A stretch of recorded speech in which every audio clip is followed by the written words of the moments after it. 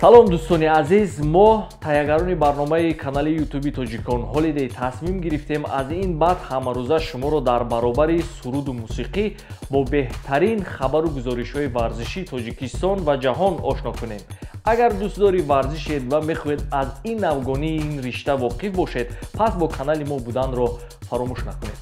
дар ин нашр аз қаҳрамонии Фаридун Одилов ва камарбанди қаҳрамонии ӯ мегӯем.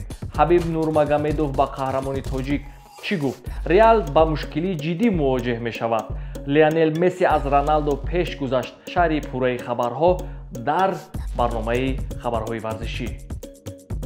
роҳбарияти Реал Мадрид дар мавриди тамдиди шартномаи ҳимоятгари 27-солаи фаронсавӣ Рафаэл Варан ба мувофиқа расида наметавонанд. Футбол Испания бо такя ба сомонаи Марка хабар медиҳад. Варан дар қисмати муҳофизаи Реал нақши калидӣ дорад, аммо роҳбарияти Реал Мадрид музокиротро барои шартномаи нав бо футболбоз кашол медиҳанд. хотиррасон мекунем ки созишнома дар охири мавсими солҳои 2021-2022 ба охир мерасад.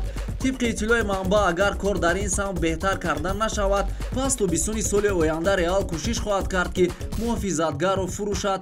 довталаби асосӣ Пари Сен-Жермен ва Манчестер Юнайтед мебошанд.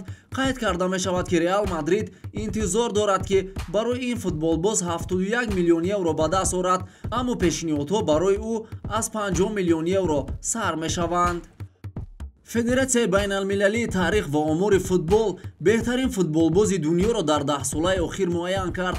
аз рӯи фарзияи ин федератсия ҳамлагари бошгоҳи Барселона ва тими мунтахаби Аргентина Лионел Месси ҷойи аввалро соҳиб шуд. зинаи дуюмро ҳамлагари дастаи Ювентус ва тими миллии Португалия Криштиану Роналду ишғол кард. дар мавқеи сеюм футболбози собиқи дастаи Барселона Андрес Иньеста ки айни ҳол дар дастаи Висекобеи Ҷопон бозӣ мекунад қарор гирифт. бояд гуфт ки Месси дар тӯли 10 солаи охир 4 тӯби тилло гирифта 6 маротиба чемпиони Испания шуда, 5 маротиба ҷоми Испания, 4 маротиба суперҷоми Испания, 2 маротиба Лигаи чемпионҳо, 2 навбат суперҷоми Аврупо ва 2 дафъаи дигар ғолиби чемпионҳои ҷаҳон байни бошгоҳ гардидааст. дар яке аз маҷмӯъаҳои варзишии навбунёди шаҳри Москва ташкилоти EFC 33 шоми муҳорибаи омехтаро баргузор намуд. боиси ифтихор аст ки дар ин мусобиқаи бонуфуз варзишгари маъруфи тоҷик Фаридун Одилов дар вазни миёна дар рақобати асосӣ ҳунарнамоӣ кард. мухлисони зиёд дар толор бо парчамҳои Тоҷикистон варзишгари тоҷикро ҷонибдорӣ намуда шиёру сурудҳои ватандӯстона садо медод. Фаридун Одилов барои дарёфти камарбанди ташкилоти мазкур бо қаҳрамони ин мусобиқа дар вазни миёна Сергей Калинини рӯз муҳориба анҷом дод. рақобати размкори тоҷик Фаридун Одилов бо мизбони мусобиқа 4 раунд идома кард ки дар натиҷа варзишгари тоҷик ки бо тахаллуси терминатор маъруф аст бо усули боғӣ кардан рақибашро дар ин набарди мушкил шикаст дода қаҳрамони ҷадиди ташкилоти EFC 33 гардид. ҳамзамон Фаридун Одилов дар ин ташкилоти мазкур дар дигар вазн низ дорандаи камарбанд маҳсуб меёбад. ёдовар мешавем ки ҳаракатҳои Фаридун баъд аз анҷоми вохӯрӣ низ талқинкунандаи ватандистию ҳисси баланди ҳуввияти миллӣ ва эҳтироми инсониятро тақозо мекард.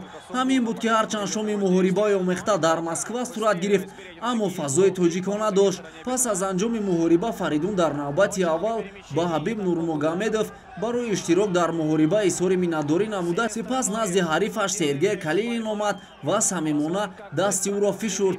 дар идома ӯ бо мухлисони худ муроҷиат намуда онҳоро ва тамоми тоҷикистонiyonро бо пирӯзӣ табрик кард. Ҳабиб Нурмагомедов қайд кард ки тоҷикон хеле самимона барои ММА мухлисӣ мекунанд ва ваъда дод ки моҳи августи соли 2021 дар душанбе ба ин монанд як мусобиқа баргузор мекунад. ҳамчунин ӯ ба қаҳрамони ин шон Фаридун Одилов барору комёбӣ ва бори дигар ҳимояи унвонро орзу кард. активных попыток перевести в борьбу или просто нанести удар.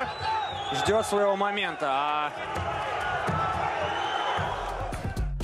ҳамарӯза моро ҳамин вақту соат бо хабарҳои тозаи варзишӣ пайгирӣ кунед. Бурҳониддин Муслиҳиддин будам бо шумо.